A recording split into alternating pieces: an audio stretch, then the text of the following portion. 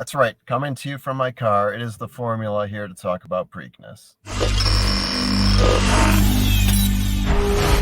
Trust the Profits is proud to be sponsored by Game of Silks. Go to silks.io to get in the game. Real ownership, real races, real rewards. Sherbet coffee. Get yourself some of that sherbet coffee and get ready for Preakness. Also, check out silks.io to get involved with Game of Silks. So yeah, I am here in my car. No, I didn't lose the house betting on Fierceness like many of you think right now.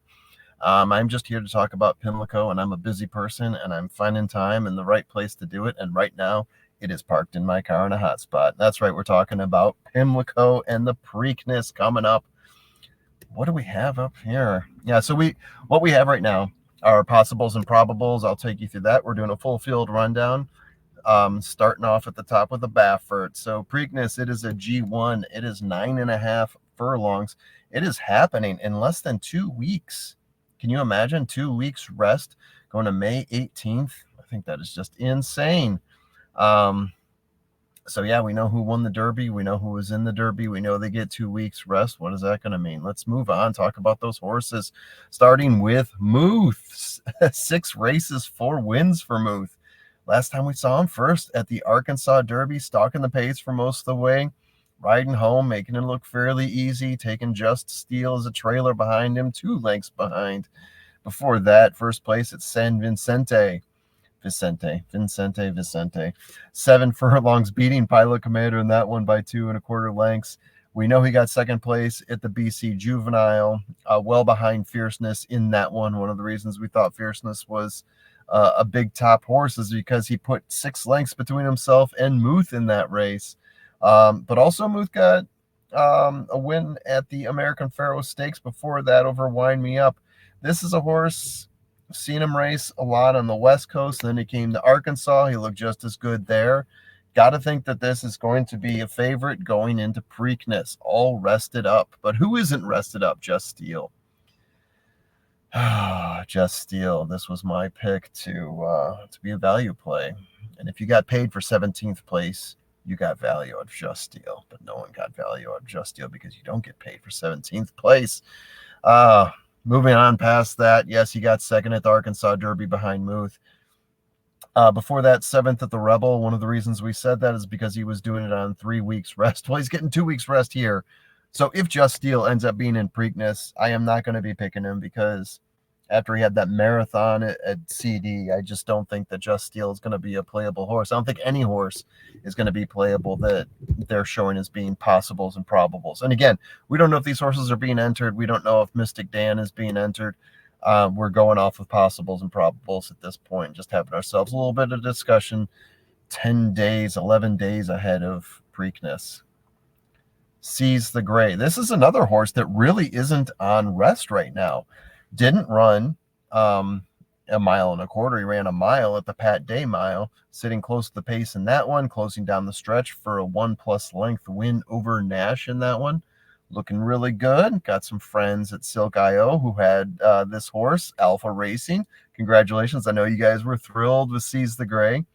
Before that, got 3rd place at Jeff Ruby Stakes, sitting close to the pace. Sitting in 5th place most of the race in that one. Closing for 3rd place just behind West Saratoga in that pack that was well behind Endlessly. Winner and before that over Maximus Magic, an allowance optional claimer after he had a nice little layoff there. I mean, Seize the Gray, building himself into being quite a strong horse, but again, 2 weeks rest. Don't know if he's going to be entered in. We will see. Imagination. You talk about one Baffert horse, you talk about the other. Imagination. Another horse that hasn't been any lower than 2nd place. 2nd place at the Santa Anita Derby, losing a stronghold in that one just by a neck, too. Real tight race. I wasn't sure what to expect from Imagination versus Stronghold, but he fulfilled any high expectations we had for him. 1st place at the San Felipe, going 8.5 furlongs in that one, in a 4-horse race, mind you. So not a whole lot we can put into that one. Beating Wind Me Up in that race. And again, not a whole lot you can say about Wind Me Up in my own opinion. Second, before that, in a 5-horse race coming behind Maynham. Bob Baffert, looks like Frank Dettori rides. I would expect this horse to be in Preakness. Mugatu. Mugatu. So here's the thing we'll say about Mugatu. Yeah, 1 win, 1 second place, 3 third places, all in allowance optional claimers, maiden special weight thrown in for good measure. The 3 horses that we have, the 3 races we have here that he ran in the stakes races: 5th at the Bluegrass, 8th at the Rushaway Stakes, 4th at the Battaglia. Yeah, I got a little bit of an error here. So 5th at the Bluegrass after sitting in 10th most of the race. He improved.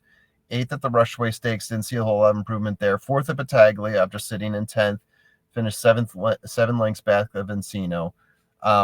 This is a horse, if you look at his past performances, he looks like a Rich Strike. A horse that is closing a lot, not really hitting the board at all. But you always got to wonder when's it gonna be that time when he races, and it's gonna be long enough where the pace setters start to fade and he really finds his way in there and shows it up at the end. Maybe it's Preakness. Maybe Mugatu is your Rich Strike at Preakness. He's gonna go off at big odds unless there's a whole bunch of smart Alex out there who think that he's got a Rich Strike in him. And I do want to point out, I mean, look at Mugatu there, Sire Blofeld. If you know Blofeld, if you know Mugatu, you know that those are 2 super villains who like to sit in chairs, stroking some sort of domesticated animal. Blofeld obviously being James Bond. But yeah, Mugatu, it's going to be a wise guy pick. Mystic Dan. Wow. 3 wins in 7 races, winner of the Kentucky Derby, just barely in front of Sierra Leone and Forever Young. Before that, 3rd place at the Arkansas Derby. Congratulations to anyone that picked Mystic Dan. I mean, if you haven't seen Caitlin Free, I'm sure if you're on Twitter, you've seen Caitlin Free picking the freaking trifecta. Congratulations to her. I mean, that was well done. We are all bowing in her presence. It's insane. But yeah, 3rd place at the Arkansas Derby, behind Moth, behind Just Steel. Southwest Stakes, that was when we learned that this is a mutter. He likes to mud it up. 8 lengths ahead of Just Steel in that one. But again, he's coming off a 2 weeks rest. 2 weeks for a horse that just ran 10 furlongs. That's a tough one for Mystic Dan. Really is a tough spot for him. Are they going to do it? Are they going to put him in there? I would recommend not. What do you gain by running in the Preakness? Unless you think you've got a horse that is just going to recover like a champ, I wouldn't even bother. I would just go and work for Belmont, maybe Haskell, something else. I don't know. There's got to be something else on the horizon. Preakness, in my opinion, not worth it. Sorry, Preakness. Uncle Heavy, either finishing 1st or 5th for Uncle Heavy. 5th at the Wood Memorial. Got into a bad start there. Sat in 10th for most of the race. Did improve to 5th. Was 1st at the Withers. Started out in 6th place. Improved up to 3rd down the stretch. And then closed to win by a nose over El Grande O. Winner of the Wait for It Stakes, going just a little bit over a mile in that one. And then 5th at the Pennsylvania Nursery Stakes.